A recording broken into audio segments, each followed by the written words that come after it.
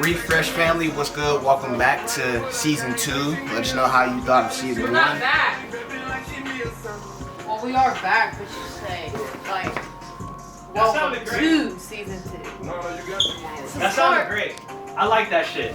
And I like when Sean the Don's like, let me. I'm really excited. But like, yo, like real shit though. No, in the comments, let me know. Are y'all feeling them? Or y'all not? This is gonna be on the bloopers. That's what you said. We still gotta drop the bloopers and outtakes from season 1. Hell yeah, so sure. you know what I'm saying, Taylor, get your ass to work, motherfucker. Right, well, get to editing. Take 2. But anyway, yeah. The season 2, that shit was hard. So take 2. Don't let Jenna from the peanut section. You know what I'm saying? Yeah, take 2. All right, give me the countdown.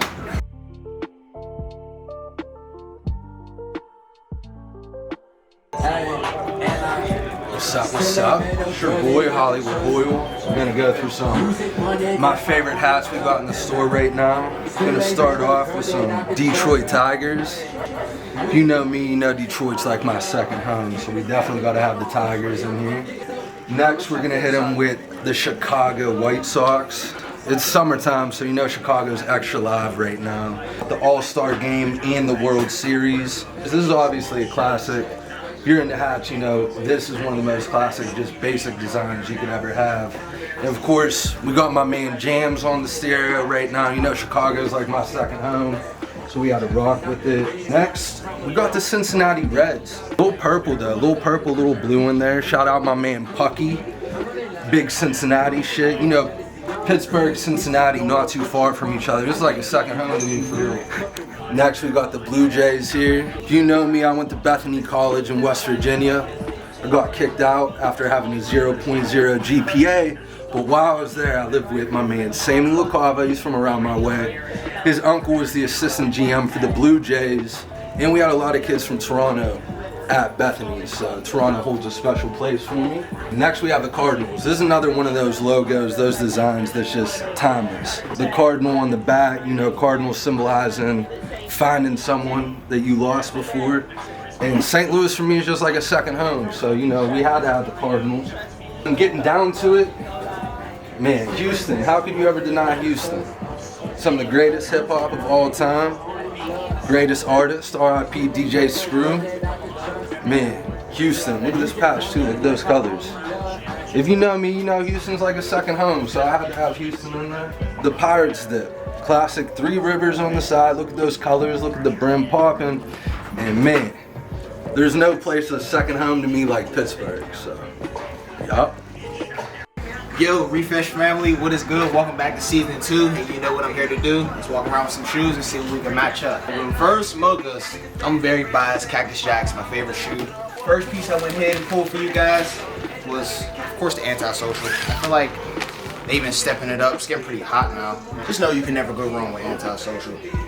I feel like this isn't a bad matchup. You know what I mean? Do some black pants, cargos, whatever you want to do.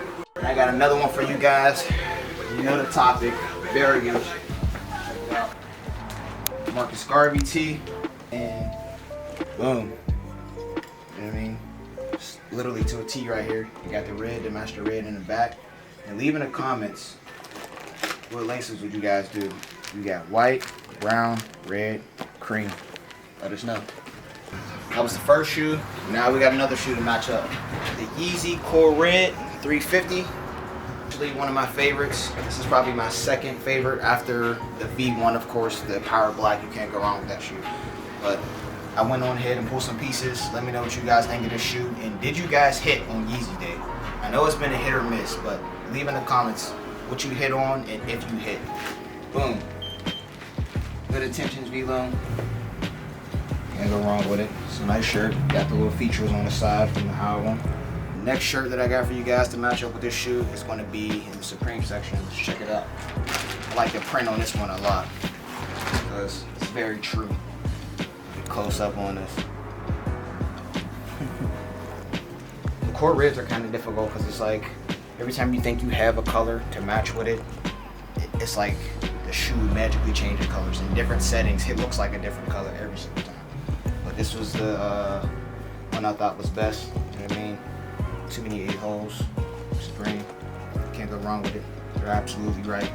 Thanks for checking in, and peace. What's up, y'all? It's Jenna from Refresh. I'm here to talk a little bit about new drops, some re-releases from Yeezy Day. Y'all let me know if y'all hit. I hit, but I was on vacation, so who knows? So let's jump into a little bit of Yeezy Day, y'all. My favorite, honestly, was this runner, just because it's such a bold, but it got a little bit of subtleness too. Like it got the grays and the black, but it got like this mauve and then this highlighter in there that it kind of just reminded me of the mauve Savanas anyways. Next, they redropped these. I also have these super fire. I didn't wear them yet. The pink's a little hard to match, but the browns, you could throw anything on with the browns. You could never go wrong with a brown or beige. Next, Turtle Doves. Redropped these, which I feel like everybody has been waiting for. I feel like they went in and did a little bit more to make them a bit more comfy than the first V1s. I definitely gotta grab these. Let me know if you grabbed yours. Another redrop. They were so high valued, and which I think, I'm not sure, I haven't really looked on the numbers, but I'm pretty sure they still are, still very limited and everything. But this is just a super fire shoe. I feel like it's one of the best shapes of 350s that they have. It's a really real hard color to match, but you know, the right dresser can make it work always. Alright, these are a real fire one. I've been loving the off-white color, cream, whatever you want to call it, but this isn't really cream in my opinion. This is like off-white. These V3s, he always does like dope stuff with them. Me personally, I don't own a pair.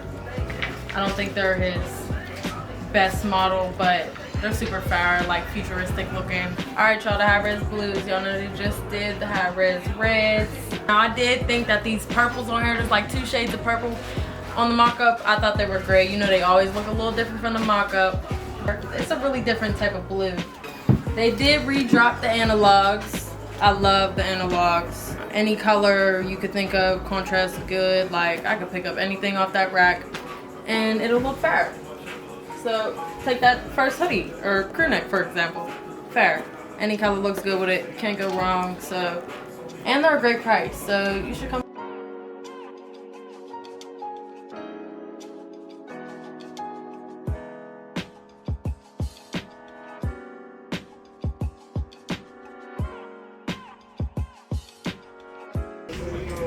What's up, guys? Welcome to another episode of Clark's Corner. We got some cool shit to go through today. Let's get into it. Alrighty, first up, we got a vintage Supreme tee.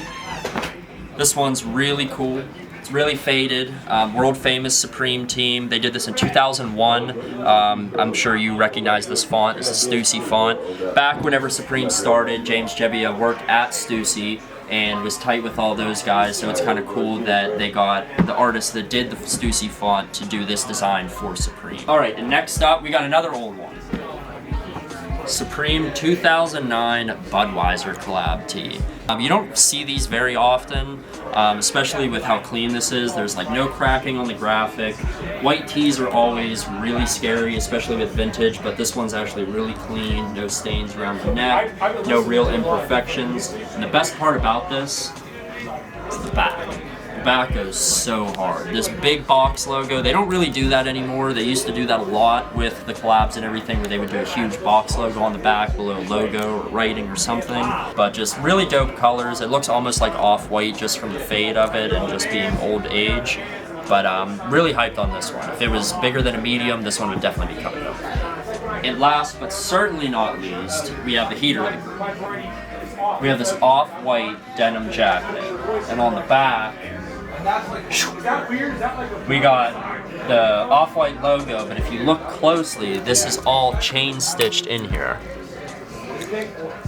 So really unique, really cool process. It's basically the same as embroidery, but you need like a specialized machine to do it, and it was a very big thing back in like the 60s, 70s, 80s, stuff like that they don't really do it so much anymore, but a lot of people are starting to do it again, and I'm hyped on it. I think it's really sick. And the fade on this is just a crazy jacket. I mean, this jacket before Off-White touches it, like if this was a Levi's jacket or anything, you'd definitely be looking at like a $250 jacket alone.